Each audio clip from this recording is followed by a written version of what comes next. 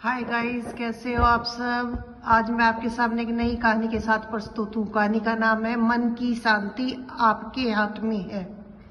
गौतम बुद्ध अपने शिष्यों के साथ एक गांव में प्रवास कर रहे थे।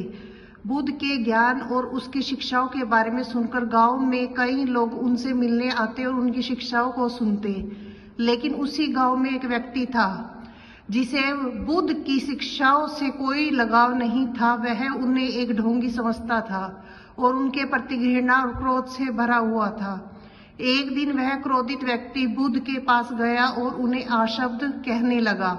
बुद्ध शांतिपूर्वक उसकी बात सुनते रहे। बिना किसी प्रतिक्रिया के उन्होंने ना तो उस व्यक्ति को रोका और ना ही कुछ कहा। वह पूरी तरह शांत थे, जैसे किसी की तरह की बातों का उन पर कोई असर ना हो रहा हो। यह देखकर उस व्यक्ति को क्रोध और भी बढ़ गया। उसने और भी बुरी बातें कहना शुरू कर दिया, लेकिन बुद्ध की शांति देखकर अंततः थक गया और चुप हो गया। जब वह थक कर बैठ गया तब बुद्ध ने पूछा, यदि तुम किसी को एक उपहार देना चाहते हो और वह व्यक्ति उसे स्वीकार ना करे तो वह उपहार किसके पास रहेगा?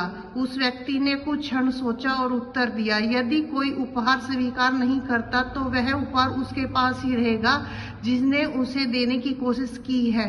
बुद्ध मुस्कुराते हुए बोले, ठीक वैसे ही जब तुम मुझे अपशब्द कह रहे थे और क्रोधित हो रहे थे तो मैं तुम्हारे गुस्से और शब्दों को स्वीकार नहीं कर रहा था, इसीलिए यह सारा क्रोध और नकारात्मक तुम्हारे पास ही रह गई।